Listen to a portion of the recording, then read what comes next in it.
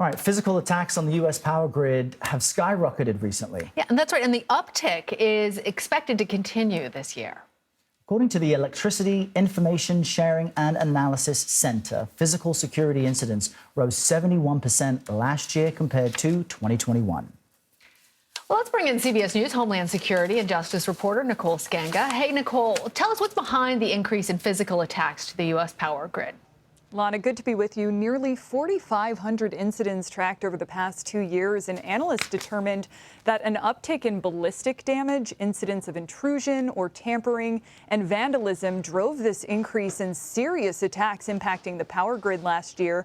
What does that mean? Well, according to this confidential study we obtained, officials are tracking incidents impacting power grids both inside and outside the perimeter of electrical infrastructure. Now, inside the perimeter, intrusions may occur into control houses to damage or destroy equipment, set fires, or even tamper with switches. But significant damage has also been done outside the perimeter. Attacks that run the gamut from throwing objects at electrified equipment all the way to focused ballistic attacks aimed at de-energizing some of this equipment. Viewers might remember we saw deliberate shootings last December at 2 substations in Moore County, North Carolina. That attack turned the lights out for days for roughly 45,000 people. It's worth mentioning in that case, officials are still searching for a suspect or suspects behind that attack, as well as the motive there. You know, Nicole, what's interesting when you reported information on this Friday on the stream is that while they're investigating that incident, they do have a sense of some trends and some groups which are purposefully trying to damage the grid. Talk to us about what the motivations are driving this uptick.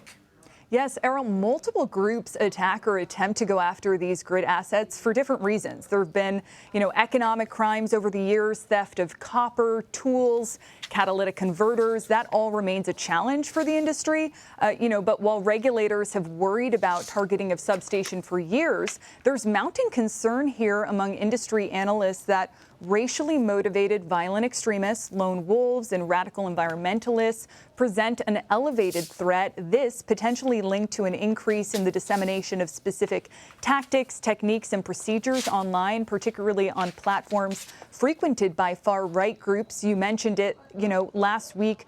2 individuals, including a known neo-Nazi founder, indicted by a federal grand jury after allegedly plotting to attack 5 power substations in Maryland and Pennsylvania, an effort they hoped would lay waste to the city of Baltimore, according to court documents. And that is the kind of behavior, we talked about last week. The Department of Homeland Security and FBI particularly concerned about. The head of intelligence at DHS telling me they're on the lookout for copycat attacks and have not ruled out insider threats linked to some of these incidents still under investigation.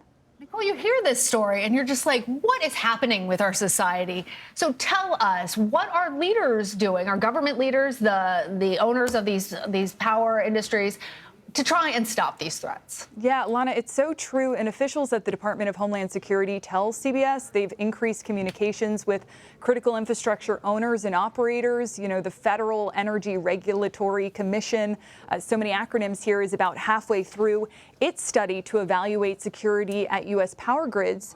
According to this new study, we also know that physical security incident sharing with regulators has increased. That's important to keep in mind because, you alluded to this, 80% of the U.S. power grid is privately owned. There's no single government agency, not even the Department of Energy, charged with protecting the U.S. power grid. I also spoke with the former head of infrastructure at the Department of Homeland Security last night. He told me it's important to go beyond Band-Aid approaches to security. Fencing, cameras, better lighting could not have prevented some of the attacks we saw in 2021. Right. What that means is that owners and operators of the power grid are going to need to invest in resilience, adding redundancies to the system to remove a single point of failure on the grid. And, when it comes to litigation, some of these cases we've seen, there are many industry experts and even lawmakers pushing for attacks on critical infrastructure to be treated as domestic terrorism in the court of law. All right. Nicole Sganga, thank you. You stay on this. Thank you.